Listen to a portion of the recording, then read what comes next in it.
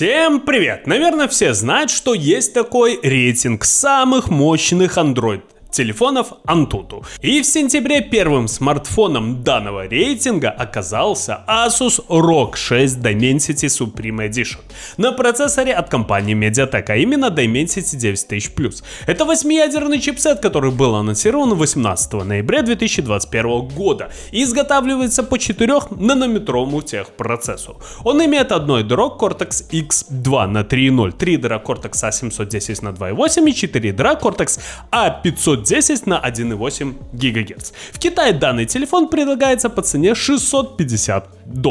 Напоминаю, в июле лидером был OnePlus Ace Pro, который набрал 1 141 383 балла в Antutu. А что делать тем людям, у которых нет таких денег, но не мечтают себе купить очень производительный гаджет? Есть вариант. Дело в том, что сегодня появились подробности о перспективном бюджетном флагмане iQOO Neo 7. И ему как раз приписывают данный мощный процессор, о котором я вам только что рассказывал, Dimensity 9000+.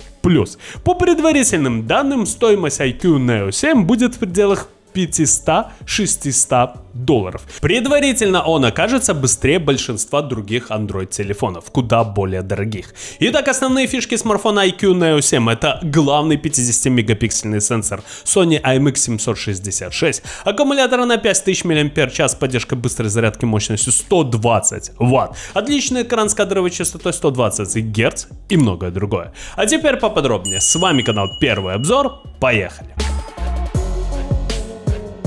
Первое, что стоит отметить, смартфон iQOO Neo 7 будет использовать именно процессор Dimensity 9000+. Об этом намекнул сам менеджер по продуктам компании iQOO.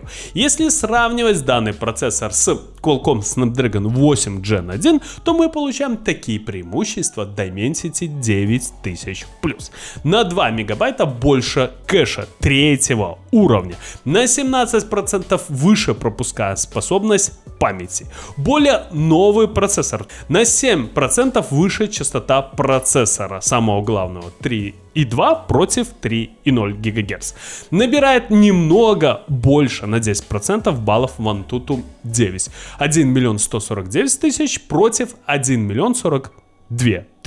Следовательно, мы получаем действительно очень мощный и энергоэффективный процессор, а самое главное холодный. По предварительным данным, аккумулятор в данном смартфоне хотели установить на 4700 мАч, но на данный момент представитель iQOO не подтвердил данные утечки. Теперь слухи приписывают iQOO Neo 7 батарею на 5000 мАч с поддержкой быстрой зарядки мощностью 120 Вт. Все телефоны данной компании со сверхбыстрой зарядкой мощностью 120 Вт оснащены технологией жидкостного охлаждения для регулирования внутренней температуры устройства. Также стоит отметить, что телефон получит экран с разрешением Full HD и кадровой частотой 120 Гц.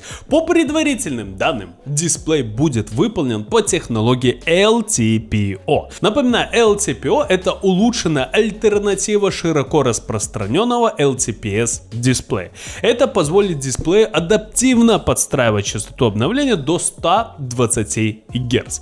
Если на экране долгое время отображается нечто абсолютно статичное, то частота обновления может быть снижена даже до 1 Гц. В основной камере пропишется 50-мегапиксельный сенсор от компании Sony, а именно IMX766, дополненный системой ISO. Смартфон получит поддержку ночного режима съемки, HDR, а также фирменную технологию, которая позволяет делать фотографии быстрее и с лучшей детализацией. Ну, как мы знаем, сейчас действительно фотовозможности флагманов удивляют многочисленных фанатов, а также простых пользователей. Роль программной платформы будет возложена на Android 12 с графическим интерфейсом FunTouch OS 12 из коробки. Напоминаю, это гибкая и удобная оболочка, которую компания Vivo Vivo устанавливают на свои телефоны. Производитель постоянно дорабатывает фирменный лаунчер. Актуальная 12-я версия ОС получила ряд улучшений и оптимизации системы.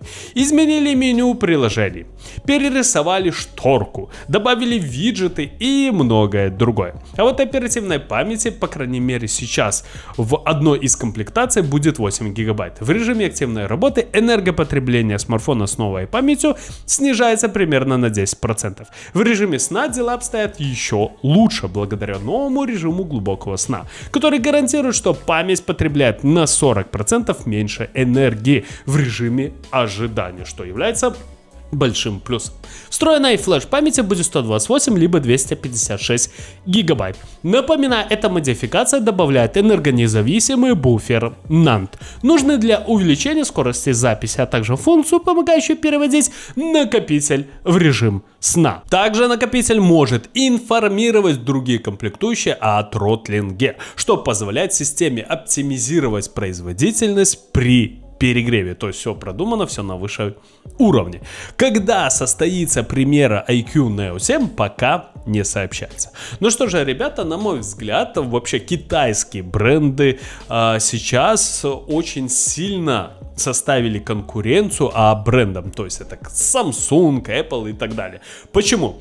Потому что все-таки данные смартфоны, данные гаджеты предоставляют очень крутые технические характеристики за недорого, потому что $500 за такие технические характеристики, за самый мощный смартфон в мире практически, это вообще ни о чем. Почему? Потому что больше 1 миллиона в Antutu, на мой взгляд, это о многом говорит, тем более сейчас iQOO это достаточно развивающаяся компания, которая может предложить все самое лучшее, топовое и так далее. Конечно же, это тот же самый Vivo, но Dimensity 9000 Plus это процессор лучший, на мой взгляд, на данный момент. Давайте сразу скажем, один из самых лучших. Почему? Потому что, во-первых, он мощный. Этот факт уже никто не спорит. Во-вторых, он энергоэффективный. То есть он не будет жрать вашу аккумуляторную батарею, как, например, Qualcomm 8 Plus Gen 1 или другие конкуренты. В-третьих, он очень и очень холодный, то есть он не нагревает ваш смартфон, потому что если вы вот эту мощь все-таки раскроете на все 100%, ваш смартфон должен оказаться печкой.